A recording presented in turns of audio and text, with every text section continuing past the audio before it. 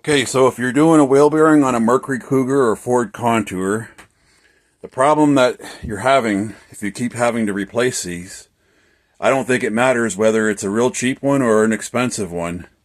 Some people say that it does matter, but I can tell you that I'll show you the problem that these bearings have. There's a 50 thou gap inside of here, and I'm using mechanics wire, just a roll of mechanics wire, and a paper clip will almost fit too. I went through, I measured all the different sizes, but there's a gap in between these two. It's actually two bearings in one bearing, and you know what I'm talking about if you've done this. This is pressing a new bearing in, and then you're going to press a hub on. And the problem is that the amount of stress that happens on the one side is greater than on the other side, even though you do everything properly with the right pressing operation. When you press this on, you press on this surface here. So as you press down on this with whatever you're using for a spacer as you're pressing down, and you got your hub on the other side here sitting on the table, and you're pressing the hub up into the bearing, what's happening is you're actually pushing too hard against this one bearing. And that's why the inside bearing, that's what just happened on the last one I just did. It was from Amazon. It was a $40 bearing, but I've even gone through a $12 bearing, and I thought it was the bearing because it's cheap. But it's not the actual bearing, it's the design. And I think that mechanics that do these bearings know this, because like, I'm getting tired of doing it. This is the third time I'm doing it, right?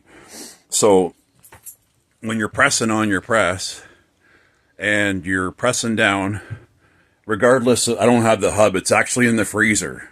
So that's another secret. You could put your hub in the freezer, and then you put this mechanics wire up inside of here just to take some of the pressure off, because there's just an air gap in there. They didn't put nothing in there. And this is a national one. SKF makes a good one from what I heard, but what is good, right?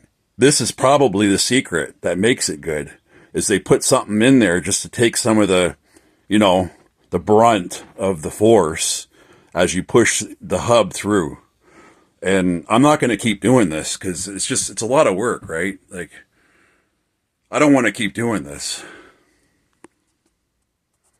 So that's all I have to say about my projects here, is I'm trying to get an understanding of why these are going bad after 4,000 or 5,000 kilometers. And that's probably the problem. It's just, it doesn't matter whether you have a good bearing, a cheap bearing, you got to fill in this gap. And I had to take shim stock and shim it till I found the right thickness of the air. It's actually an air gap. It's a gap or air gap, but there's nothing in there, and there's two different bearings. And that's why when you press these out, they all fall apart, because there's not much other than the pressing actually holding them together, but it holds them too good. I'm putting the other one in the freezer. Maybe that's the secret. This bearing was in the freezer for about 3 days. And then I pressed the bearing into the hub, put a new snap ring in off eBay.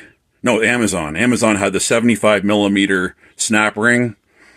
I ordered 2 of them. You don't actually, every guys that do these, they say they lost one of them. You know, I don't know everything. I'm just trying to help out. I don't know. There's another one that goes on the other side, and I ordered it. It's here somewhere. I'm not going to actually put it in because it actually didn't have one from the factory. Maybe they saved like 3 cents, like whatever these were actually $15 each. But that's what they do if they don't have to do it, or maybe they ran out of them, who knows. But yeah, I've done this 3 times. This is the 3rd time.